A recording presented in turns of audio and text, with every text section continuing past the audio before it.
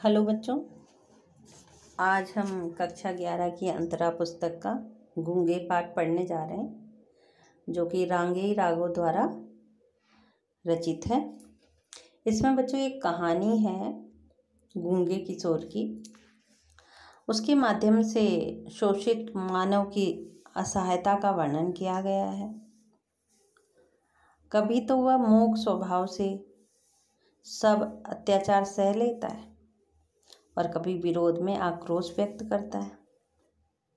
लेखक ने अपाहिजों के प्रति समाज में व्याप्त संवेदनहीनता को रेखांकित किया है और साथ में बताने की भी कोशिश की है कि इन्हें संपूर्ण मनुष्य की भांति मानना और समझना चाहिए एवं उनके साथ संवेदनशील स्वभाव अपनाना चाहिए ताकि वे दुनिया में अनजाने न पड़ जाए।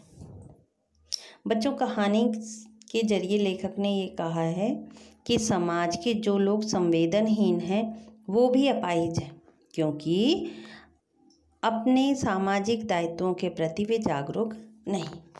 अब बच्चों हम पाठ में प्रवेश करते हैं। शकुंतला क्या नहीं जानती? कौन शकुंतला? कुछ नहीं जानती। क्यों साहब, क्या नहीं जानती? ऐसा क्या काम है जो वह नहीं कर सकती? वह उस गूंगे को नहीं बुला सकती। अच्छा, बुला दिया तो बुला दिया।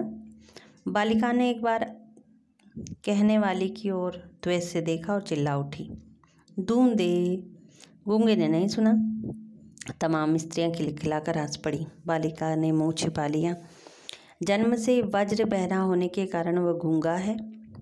उसने अपने कानों पर हाथ रखकर इशारा किया। सब लोगों को उसमें दिलचस्पी पैदा हो गई। जैसे तोते को राम राम कहते सुनकर उसके प्रति हृदय में एक आनंद मिश्रित कौतूहल उत्पन्न हो जाता है। चमेली ने उंगलियों से इंगित किया, फिर मुंह के आगे इशारा करके गूंगे ने बताया, भाग गई। कौन? फिर समझ में आया, जब छोटा ही था, जब माँ जो घूंघट काटती थी छोड़ गई, क्योंकि बाप अर्थात बड़ी बड़ी मूंछों वाला मर गया था। यानी गूंगा इशारा करके अपने माता और पिता के बारे में बता रहा है। फिर उसे पाला है किसने, ये तो समझ में नहीं आया, पर वे लोग मारते बहुत हैं। करुणा से सबको घेर लिया। वो बोलने की कितनी जबरदस्त कोशिश करता है, लेकिन नतीजा कुछ नहीं, केवल कर्कश काएं काएं का ढेर, अस्फुट ध्वनियों का वमन, जैसे आदिम मानव अभिभाषा बनाने में जी जान से लड़ रहा हो। चमेली ने पहली बार अनुभव किया कि यदि गले में काकल तनिक ठीक नहीं हो तो मनुष्य क्या से क्या हो जाता है। कैसी यातना है। वह अपने हृदय को उगल देना चाहता है, किंतु उगल नहीं पाता। सुशीला ने आगे बढ़कर इशारा किया, मुंह खोलो। और गूंगे ने मुंह खोल दिया, लेकिन उसमें कुछ नहीं दिखाई दिया। पूछा, गले में कौवा है? गूंगा समझ गया। इशारे से ही बता दिया, किसी ने बचपन में गला साफ करने की कोशिश में काट दिया। और वह ऐसे बोलता है जैसे घायल पशु कराह उठता है, शिकायत करता है जैसे कुत्ता चिल्ला रहा हो।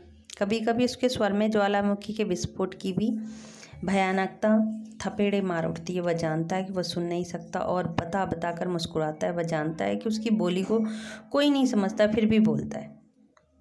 सुशीला ने कहा, इशारे गजब के करता है, अकल बहुत तेज है। पूछा, खाता क्या है, कहाँ से मिलता है? वह कहानी ऐसी है जिसे सुनकर सब स्तब्ध बैठे। हलवाई के यहाँ रात भर लड्डू बनाए और कढ़ाई मांजी है, नौकरी की है, कपड़े धोए, सबके इशारे हैं, लेकिन गूंगे का स्वर चित्कार में परिणित हो गया। सीने पर हाथ मारकर इशारा किया। हाथ फैलाकर कभी नहीं मांगता, भीख नहीं लेता। भुजाओं पर हाथ रखकर इशारा किया। मेहनत की खाता हूँ और पेट बजाकर दिखाया, इसके लिए। अनाथाश्रम के बच्चों को देखकर चमेली रोती थी। आज भी उसकी आंखों में पानी भर आया। यह सदा से ही कोमल है। सुशीला बोली, इसे नौकर भी तो नहीं रखा जा सकता। पर गूंगा उस समय समझ रहा था। वह दूध ले आता। कच्चा मांगता हो तो थन काटने का इशारा कीजिए, ओटा हुआ मांगना हो तो हलवाई जैसे एक बर्तन से दूसरे बर्तन में उठाकर डालना है, वैसी बात कहिए। साग मंगवाना हो तो गोल गोल कीजिए या लंबी उंगलियां दिखाकर समझाइए। और चमेली ने इशारा किया, हमारे यहाँ रहेगा।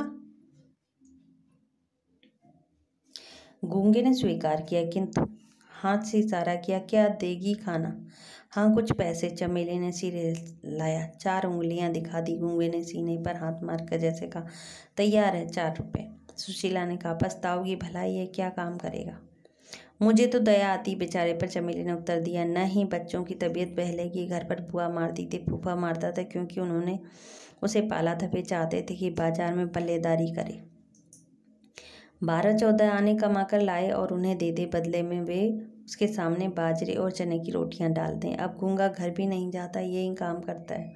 बच्चे चिढ़ाते हैं, कभी नाराज नहीं होता। चमेली के पति सीधे साधे आदमी हैं, पल जाएगा बेचारा, किंतु वे जानते हैं कि मनुष्य की करुणा की भावना उसके भीतर गूंगेपन की प्रतिछाया है। वह बहुत कुछ कहना चाहता, किंतु वह नहीं कह पाता। इस तरह दिन बीत रहे थे। चमेली ने पुकारा, गूंगे, किंतु कोई उत्तर नहीं आया। उठकर ढूंढा, कुछ पता नहीं लगा। बसंता ने कहा, मुझे तो कुछ नहीं मालूम, भाग गया होगा। पति का उदासीन स्वर सुनाई दिया। सचमुच में भाग गया होगा, कुछ भी समझ में नहीं आया। चुपचाप जाकर खाना खाने लगी। क्यों भाग गया? नाली का कीड़ा। एक छत उठाकर सिर पर रख दी, फिर भी मन नहीं भरा।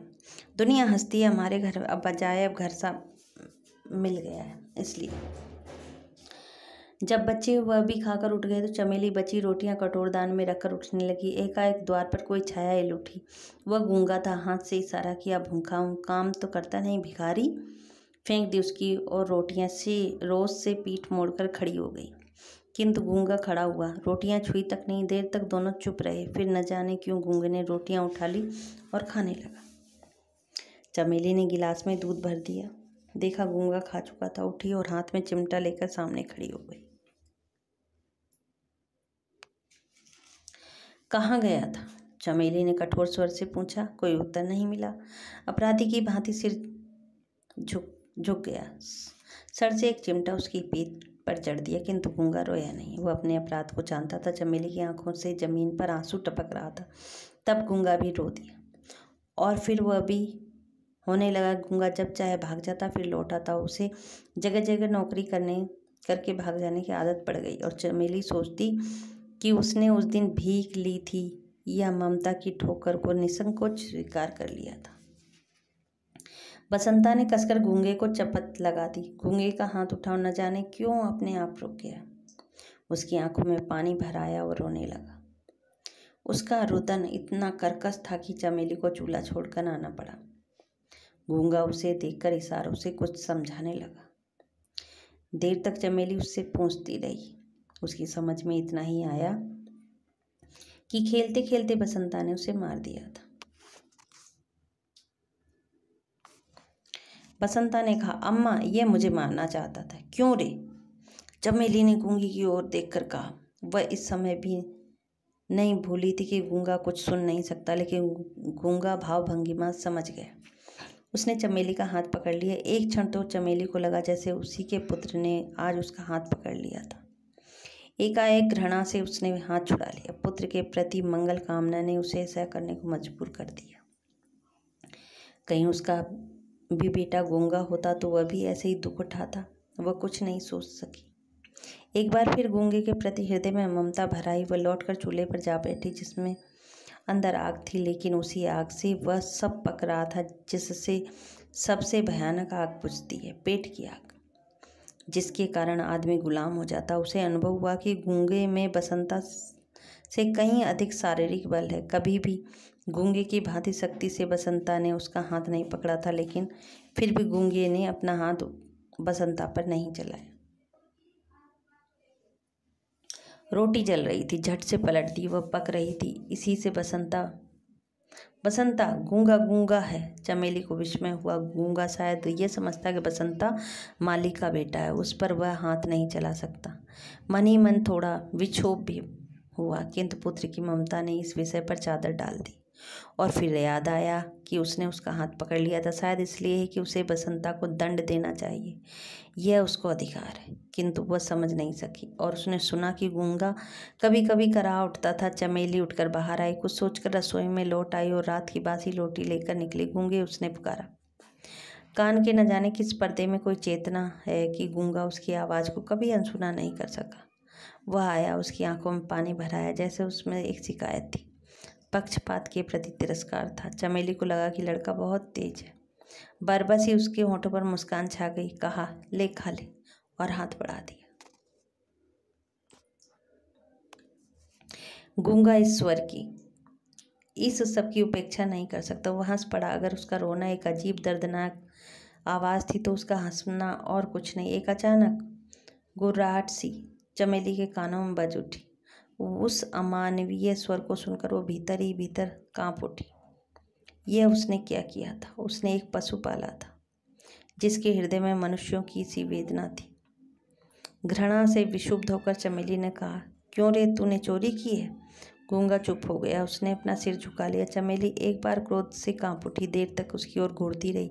सोचा, मारने से ठीक नहीं हो सकता। अपराध को स्वीकार करना, दंड न देना ही शायद कुछ असर करे। और फिर कौन मेरा अपना है? रहना हो तो ठीक से रहो, नहीं तो जाकर सड़क पर कुत्तों की तरह झूठन पर जिंदगी बिताई। दर अपमानित और लांछित आगे बढ़कर गूंगे का हाथ पकड़ लिया, द्वार की ओर इशारा करके दिखाया, निकल जा।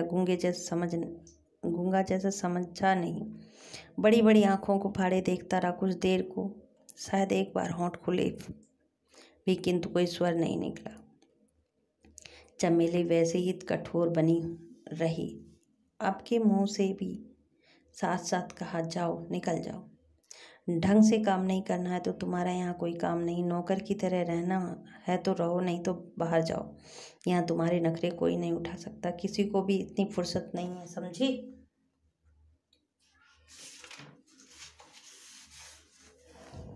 और फिर चमेली आवेश में आकर चिल्ला उठी, मक्कार, बदमाश! पहले कहता था भीख नहीं मांगता, और सबसे भीख मांगता है। रोज रोज भाग जाता है। पत्ते चाटने की आदत पड़ गई है। कुत्ते की दुम क्या कभी सीधी होगी? नहीं, रखना है हमें। जा, इसी वक्त निकल जा। किंतु वह क्षोभ, वह क्रोध सब उसके सामने सफल हो गए। जैसे मंदिर की मूर्ति कोई उत्तर नहीं देती, वैसे ही उसने भी कुछ उत्तर नहीं दिया। केवल इतना समझ गया कि मालकिन नाराज और निकल जाने को कह रही है। इसी पर उसे अचरज और अविश्वास हो रहा था। चमेली अपने आप लज्जित हो गई। कैसी मूर्ख है वह! बहरे से क्या क्या कह रही है? वही क्या कुछ सुनता है? हाथ पकड़कर जोर से झटका दिया और उसे दरवाजे के बाहर धकेल कर निकाल दिया। गूंगा धीरे धीरे चला गया। चमेली देखती रही। करीब घंटे भर बाद शकुंतला और बसंता दोनों चिल्ला उठे, अम्मा, अम्मा! क्या है? चमेली ने पूछा। गूंगा, बसंता ने कहा, किंतु कहने से पहले ही नीचे उतर कर देखा। गूंगा खून से भीग रहा था। उसका सिर फट गया था। वो सड़क के लड़कों से पिटकर आया था, क्योंकि गूंगा होने के नाते उसने दबना नहीं चाहता था। दरवाजे की दहलीज पर सिर रखकर वो कुत्तों की तरह चिल्ला रहा था, और चमेली चुपचाप देखती रही। इस मूक अवसाद में युगों का हाहाकार भरकर गूंज रहा था, और ये गूंगे अनेक अनेक हों, संसार में भिन्न भिन्न रूपों में छा गए, जो कहना चाहते हैं पर कह नहीं सकते, जिनके हृदय की प्रतिहिंसा न्याय और न्याय को परख कर भी अत्याचार को चुनौती नहीं दे सकती, क्योंकि बोलने के लिए स्वर होकर भी स्वर में अर्थ नहीं है, क्योंकि वे असमर्थ हैं।